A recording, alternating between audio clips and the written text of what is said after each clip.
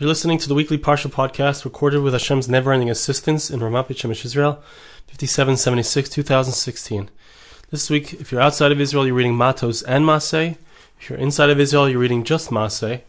I'd like to share with you an idea on the Parsha, Matos-Masei, so we have something for everyone. Pasuk says like this, chapter 31, verse 1, Eila Masei b'nei Israel. These are the travelings of the children of Israel, Asher Yotzu me'eretz Mitzrayim, when they went out of Egypt, L'tzivaisam, by their hosts, B'yad Moshe v'Aaron, in the hand of Moses and Aaron. The Torah goes on to give us a list of the different locations where the Jewish people stopped, and the different places where they encamped, all of which brought them finally, after many, many years, after 40 years of wandering, to their final destination, which was that they were standing at the edge of the land of Israel, about to enter into the land of Israel. Now the Midrash wants to understand, what is the meaning of this? Why is the Torah need to tell us this? We've already had a description, we've already heard all about the travelings of the Jewish people. What's the significance of the Torah reiterating, Moshe Rabbeinu repeating all of the different locations where they stopped? So there's a few different ideas here I'd like to share with you. Eila Masei, the Midrash says like this. This is in Parsha Chav Gimel 23, section 3. Mashal HaMelech Shahaya B'nei Chayla. The Midrash tells us it's an analogy to a king whose son was sick. He had to bring him to a certain location in order to heal him. When they came back from the place where they had gone to heal him, from the hospital, so the king, his father, began to enumerate all of the different locations that they had gone. They passed by and he was saying, oh look, this is the place. Oh, this is where we slept. This is where you got cold. This is where you had a headache. God says to Moses like this, I want you to enumerate for them all of the places where they angered me. That's why we had to go through these different locations. It's a reminder of the challenges, the difficulties that the Jewish people went through throughout their time in the Midbar, the wilderness, how they challenged God, how they angered God. So we read this Midrash, and we need to read it carefully, try to understand what is the depth of the Midrash. What is the Midrash trying to teach us? In a simple understanding, just looking at the analogy and trying to compare it to what it's analogous to. So there's a king. The king is bringing his son who's sick to a place where he's going to get cured. So the Jewish people are the child. We are the prince. We're the child of God, as it were. God is the king. God is bringing us to Eretz Yisrael, to the land of Israel, which is where we're going to be cured of our spiritual illnesses. But on the way, just like the prince had different locations where on the way he slept, he wasn't feeling well, he got very cold, he had a headache. There were different locations where the difficulties, the challenges were faced. The sickness became clear, became more out. It was there. It was very clear that it was there. But afterwards, a person looked back. The king looks back with his son and says, oh, look, now that you're cured, we can look back and see this is the location where this negative thing happened.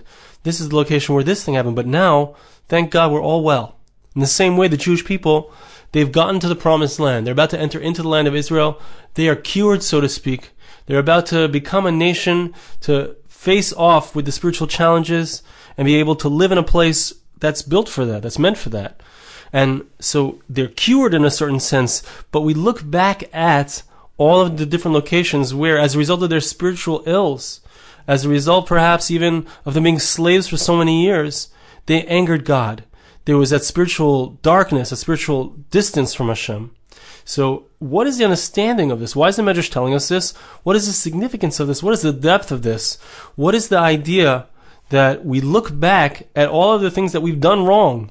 Because now perhaps we're in a better place, but why is that necessary? Why is HaKadosh Baruch Hu, why is God encouraging Moshe to discuss, to enumerate all of the places where the Jewish people angered God, where they were distant from God, where there were challenges, where there were difficulties? Why is that something that we do? Why do we look back in that way when we get to the point where things are better? Now, there's another Midrash, the next piece in the Midrash, which I think has a very similar theme, although it's not openly apparent immediately. It says like this, Davar Acher Eila Masei. Another explanation, it says, Eila Masei, these are the voyages, these are the travelings. Lama Zachu Likasi B'Torah Kol Masois Ha'elu. Why was it that all of these locations merited to be mentioned in the Torah? The Torah is a document that would live on for all time. It's a document which is the best-selling book in the entire world, right? So why did these places, these locations, have the merit to be in the Torah? Al shekiblu es Yisrael. The Midrash tells us that this was a reward for something that these places had done. These places received the Jewish people. These locations were a place where the Israelites were able to sojourn in their time in the wilderness. As a reward for that, as a reward for them being machnis oreach, bringing in a visitor, so they are mentioned in the Torah. Now, not only that, says the Midrash, in the future time, Hashem is going to give them their reward, an even greater reward, not just a mention in the Torah, but something else. Verse says in Isaiah chapter 35, verses 1 and 2, Yesusum midbar v'tziyah. You, Hashem, will cause the wilderness, the dry place, to rejoice. The verse continues, but it's speaking about the fact that the wilderness is going to rejoice, is going to be happy, it's going to be caused to be happy. Why is it going to be caused to be happy? As a result, as a reward for the fact that it received the Jewish people and that they were able to find their place to rest. Says the Midrash, if we find that the wilderness, which received the Jewish people in this way, received such a reward, Hashem causes it to rejoice. If a person brings in guests, people who are Torah scholars, into his house, certainly he will receive a great reward from Hashem. At Moitze, the Midrash says even furthermore, that we find that things are going to be flipped in the future. Things that seem to be the opposite of what it should be are going to occur. In the future, that which is now a wilderness is going to be a place where people live. And the places where people live are going to end up being a wilderness. Everything is going to flip inside out. Things are going to change. How do you know that this is true? That in the future, the place where people live is going to become a wilderness? The verse says in Malachi, chapter 1, verse 3, Ves Esav sanesi, God says, I hated Esav, Vasim es harav shemama, and I caused his mountains to become desolate. So we see the place of Esav, the place where he lives, the Yishuv, the place of inhabitation, will become desolate. And how do we know that the wilderness is going to be a place where people are going to live, they're going to inhabit? Shenemar, as the verse says, in Isaiah chapter 41, verse 18, Osim midbar la'agam mayim. I'm going to make the wilderness into a place of water. It's going to be a fertile place. So we see that everything is going to be reversed. At Moitze, says the Midrash, you find Achshav en hilonis b'midbar. Vasid liyos sham. There are no trees in the wilderness now, but they will be in the future. Shnemar, the verse says, also in Isaiah chapter 41, the next verse, verse 19, Etein b'midbar erez shitav hadas ve'etz. The verse says that God says, I will place in the wilderness different types of cedar trees. Nowadays, there's no paths through the wilderness. It's all just sand. In the future, there's going to be a path. Shenemar, the verse says, also in Isaiah chapter 43, verse 19, God says, I'm going to place in the wilderness a pathway. The verse says, also in Isaiah chapter 35, verse 8, there's going to be a pathway. It's going to be called the Holy Path. Lo yavrenu tameh. No impure person will pass over it. It will be a place for people to walk. And those who are not as familiar with the path, still they won't trip. They won't be led astray because the path will be very clear and they'll be able to go on this path. So we see here a remarkable thing. And it's something that needs understanding also. We see that those places where there are inhabitants, those places where there are people, it's going to get destroyed. It's going to become wilderness. Those places that are wilderness, which wasn't fit for inhabitation, in the future time, everything is going to be reversed. And we need to understand, what is the meaning of that? Why do we need to, what's the significance of it? It sounds like it's a reward for the fact that the wilderness was a place that held the Jewish people. It sounds like it was some kind of place of habitation. And yet, it wasn't. It was a place of sand. It was a place where it was difficult to find one's way. But in the future, it's going to be a place where one will easily find one's way. What is the Midrash teaching us? What is the concept here? What is the depth of what it's trying to say? Now, there's one more Midrash I'd like to share with you, but before I do, I want to point out that the concept that we're speaking about here, the idea that we're seeing here, this kind of role reversal, is something that we see in regards to the Tekufa, the time period that we're in right now. We're in the middle of the 3 weeks, which begin, it's a period of mourning of 3 weeks, from Shivasar B'Tammuz, the 17th of Tammuz, which was about 2 weeks ago. And until another week from now, we have Tisha B'Av, the 9th of Av, which is the day of mourning for the Jewish people over the destruction of both temples, the first temple, the Temple of Solomon, as well as the second Beis Hamikdash, the second temple, which was destroyed about 2,000 years ago. So we have this day, we have this time period, which is a time of sadness. But the amazing thing is that Zechariah Hanavi, Zechariah the prophet, tells us in chapter 8, verse 19, an amazing thing about this time period, an amazing thing about these fast days, these days of sadness. It says like this, Koyamar Hashem Tzivokos. This is what God says. Tzem HaRavi, the fast of the 4th month. V'tzem HaChamishi, the fast of the 5th month. These are the two fasts that we just have now. Shavasar B'Tammuz is the 4th month. 9th of Av is in the 5th month. V'tzem HaShvi, the fast of Gedali. V'tzem HaSiri, the fast of Tevis, the 10th of Tevis. These 4 fasts, which have to do with the destruction of the temple, in the future, when the Messiah arrives, there's going to be a time of rejoicing, of gladness, and of good days, of times where we're going to interact with the Kodesh Baruch Hu. We're going to come to the temple. So we see a remarkable thing in this pasuk, in this verse, and that is that everything is going to be flipped around. That the days of fasting, the days of sadness, the days of mourning over the destruction, when the temple is rebuilt, so we're going to be rejoicing on those very days which commemorated their destruction. And the question here too is, what is the understanding? Why is it that these days become days of rejoicing, days of gladness? Okay, they're not going to be sad days because the destruction is over, but why do they become days of joy? What is the understanding? Why does everything get flipped around, just like when it came to the wilderness? Whatever was wilderness is going to become inhabited. Whatever was inhabited is going to become wilderness. Why does everything have to be turned inside out? Why couldn't it just be that those days won't be sad days anymore? But why do they have to become days of rejoicing? What is the depth of that? So I'd like to share with you one more Midrash. And this Midrash is a little bit farther on in the Parsha. It's in Bamidbar, in Numbers chapter 33, verse 52. It says, V'hirashtem is called Yoshvei ha'aretz mipteichem. The Torah tells us that the Jewish people were standing at the edge of the land of Israel, about to enter into Israel, to conquer the land of Israel, and to send away or to destroy the nations that were living there. The Midrash says, Zesh Amar Kosov. This verse is teaching us something that's connected to another verse. It's a verse in Eov, in Job chapter 35, verse 11. Malpeinu mi bahamais aretz. Teach us from the animals of the earth. U'mi'ayif hashamayim yichakmeinu. Let us learn wisdom from the birds of the heavens. What is this wisdom that we're to learn? How are we supposed to learn from the animals of the earth? Malpeinu mi bahamais aretz. Midrash tells us that there's something that we can learn from the animals of the earth. Amar lahem HaKadosh Baruch Hu. Limdimi Parsha Elio. Which animal are we speaking about? We're speaking about a specific animal. And that is the cow of Elijah the prophet. What's the story with Elijah the prophet?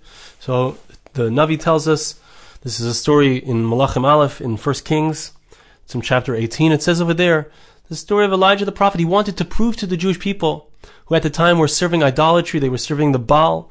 So he faced off against the Nevi'ei Habal, the prophets of this idolatry. And he was set to prove that God was the only one that there was. There's only one God. And that the Jewish people should only serve God and not be involved in any idolatrous practice. So, but there was a face-off. Each one of them was to bring a korban. They were to bring a sacrifice. The Nevi'ei Habal, the prophets of the Baal, would bring their sacrifice. Elijah would bring his sacrifice. In the end, obviously the sacrifice of the false gods was not received. Elijah's sacrifice was received by Hashem, and the whole crowd, all the Jewish people who were standing there said, Hashem hu Elokim, Hashem Elokim, God is all there is. There's only Hashem. But in the sequence of events, so there's something that happened previous to the korbanos being brought, before the sacrifices were brought. At the time when Elijah said to the idol worshippers, the ones who worship the Baal, Boichru lachem hapar ha'echad, vasu rishayna ki atem harabim. You choose which cow you want, he said to them. You have more people with you. I let you go first. Niskaptzu arameas v'chamishim nevi'ei Habal. So the 450 prophets of the Baal gathered together. V'arbameas v'chamishim nevi'ei Hashera. Another 450 prophets of a different type of idolatry came together. V'lo yochlu lazuz es raglav min haaretz. They tried to take the cow, and the cow wouldn't move. They couldn't get him to move his feet from the earth. The cow was not interested in taking part in being part of the idolatrous practice, the sacrifice to a false god. Remaksiv sham. Midrash tells us, look what it says over there. It's in verse 18, in chapter 18, verse 23. V'yitnu lanu shnayim parim. Let them give us 2 cows. V'yivchuru lahem hapar ha'echad. Let them choose one. V'natchuhu. Let them cut it up. V'yasimu ala eitzim. Let them place it on the wood. V'eish le'yasimu. But let them not place any kind of fire. V'anyeset hapar echad. V'eish le'yasim. And Elijah said, I too shall take the other cow, and I won't put any fire. What did Elijah do? He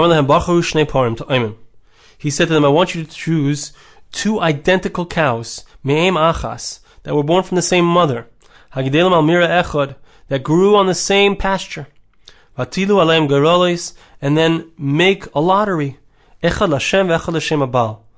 On one piece of paper write that this is going to go to God, and another piece of paper write that this is going to go to the idolatry. Uvacharu lahem apara echad. And they chose one of the cows.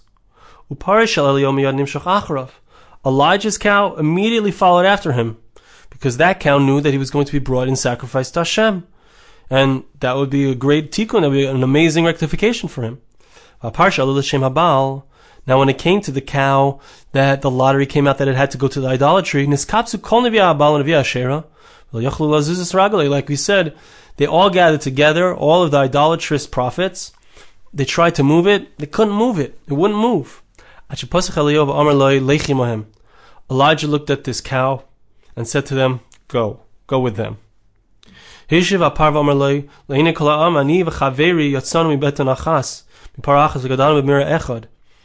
of everyone, the cow responded and said that you know and I know that I and my twin, we were born from the same mother, we lived in the same pasture.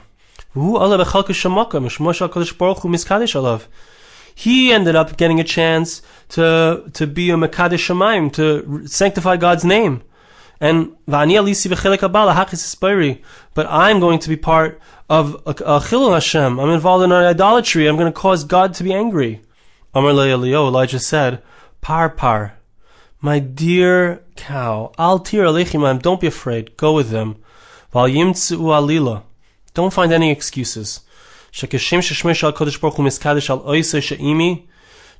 the one that I'm taking with me, there's going to be a Kiddush Hashem, there's going to be a sanctification of God's name. There's going to be a sanctification of God's name through you as well. Because when everyone sees the fire doesn't come down, there won't be any sacrifice. You don't have to worry. Everyone is going to see, because of you, that Hashem is the only God that there is. So the cow said to Elijah, if indeed that's what you're going to advise me, I swear I won't move from here until you give me over into their hand. Shenemar, as the verse says, that the Nevi'ei Habal, the prophets of the idolatry, they took this cow that he gave to them. Who is he? Elio, it was Elijah the prophet. Because Elijah himself gave over the cow to reassure the cow that it was going to be a Kiddush Hashem. Ultimately, it was going to be a sanctification of God's name. Lekach ksiv, Midrash ends off this piece by saying, that's why the verse is Malfeinu mi bahamois aretz, that I need to learn from the animals of the earth. I need to learn from this animal that recognized that it did not want to be used in a negative way, in the service of the Baal, in the service of an idolatry. So too, Hashem is giving us an instruction. We come into the land of Israel, you need to be careful. There are all of these avodah zarah, there's all of these idolatrous practices that are being practiced by the people of Israel, by the people of that time. It's called Canaan. We need to watch out. We need to desire to serve Hashem so much that the opportunity to do something wrong is something which is distasteful, which we won't budge, which we're not interested in moving from. Just like that cow, nothing could get him to be involved in idolatry except the reassurance and his hand being held, as it were, by Elijah the prophet, that you are going to make a Kiddush Hashem, that you're going to make a sanctification of God's name. Now, the idea that I want to bring out from this Midrash, that we see very clearly from this Midrash, is that so many times it seems like something negative is going on. It seems like something is a Chilul Hashem. It seems like something is a desecration of God's name, which is certainly the case when Jewish people are serving idolatry, when they're following false gods, bringing sacrifices to false gods. It's openly clear. But the amazing thing here is that there's a concept of yichud. There's a concept that Ramchal speaks about, which is yichud, which means that God is really found everywhere. Even in the places where it seems that God is not, God is also found there. Even in the places with the idolatry, the places that seem to have power which is separate from God. Elohim Acherim, we call them, other powers. Those places also, it's possible to find Hashem everywhere. That's the most amazing yichud. To say that even in the places, it's an amazing Kiddush Hashem actually. To say that even in the places which seem to be a chil Hashem, which seem to be a desecration of God's name, where it seems that God is not, to say that God is there too, it's the deepest, most beautiful way of expressing the fact that Hashem is there. Hashem is everywhere. Hashem is in the deepest, darkest depths of reality, even in those places that seem to be that they're not good. There's good there as well. That's what Elijah was telling the par. That's what he was telling the cow. Don't you worry. You think that you're being taken for a great avera, but actually, and it's very clear in this case, in this story, actually you're being taken to make a sanctification of Hashem's name. Because everyone will see that the sacrifice of the Baal, the sacrifice of the idolatry, is a false sacrifice, and that the idolatry itself has no value. Now let's turn back to the first Midrashim that we quoted, and we'll see that this is the theme, the idea behind what's going on in the Midrash. The Midrash tells us the analogy of a king who brought his son to be cured, and on the way back after he's cured, they're looking at all the places where they were sick. They're looking at the places where he got cold. They're looking at the places where he got a headache. The Jewish people also, when they get to the land of Israel, they're about to enter into a true relationship with Hashem. They're about to be cured of their spiritual ills. Hashem says, look where you've come from. Look at all of the different places that we stopped, and you caused me to become angry. You distanced yourself from me. But notice these are all spots along the journey. In order to get to that doctor, the king had to pass through all those places where his son would be sick, where the prince would be sick, where he would have challenges and difficulties. In order to get to Eretz Yisrael, to get to the Holy Land, to get to the Promised Land, to get to that relationship with Hashem in truth, it's necessary to sometimes go through places of darkness, to go through places of challenge, to go through places where we lack faith.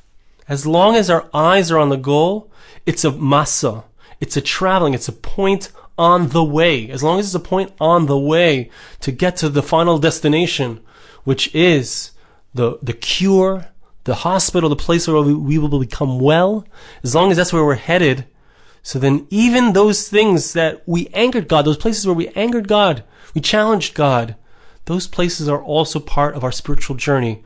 Those places become flipped around. They become reversed. Just like the cow, it seemed like he was going to do something negative, but in truth, it proved that there is a God and that the Baal is false. So too, when we get to the final destination where we're cured, so the sickness becomes clear that it's just something which is a hechi timsi. It's just a means to get us to more of a recognition of Hashem, to a deeper relationship with Hashem. This is the idea of yichud, of that reversal of the deeper sanctification of God's name through seeing that the negative is really something which brings about positive. And so when we look at the question of why is it that the wilderness needs to transform into something which is a habitation, why does the habitation need to transform into wilderness? The answer is that that's a statement of the fact that the greatest Kiddush Hashem, the greatest sanctification of God's name, is when the place which is a midbar, which seems to be empty of habitation, which seems that it can't support life, when that place all of a sudden now supports life, it's an indication of the fact that life was there all along. That this was a place that would provide life, that could be a place of connection to Hashem. This was a place of traveling. This is a place where the Jewish people interacted with God. Perhaps it was a negative interaction, but ultimately it would become clear that even the negative interactions, and it will become clear in the future when Mashiach, when the Messiah comes, that the negative experiences that we've had truly were part of our journey towards a relationship with Hashem. And that's also why the negative occasions, the Tisha B'Av, the 9th of Av, the 17th of Tammuz, the days that commemorate the destruction of the temple, those times which seem to be representative of how we angered God, we caused God to destroy His temple, we caused God to throw us out of the land of Israel. Those negative things that we perceive as negative, when we get to the finish line, so to speak, when we return to Israel, when our temple is rebuilt, we'll look back and see that those occasions, those times, they seem negative at the time, but ultimately they were just points of travel. They were just tachanot. They were just stations on the way back to Eretz Yisrael. It seemed like we were being thrown out of Eretz Yisrael, never to return. But the truth is that we would return because of the fact that we left.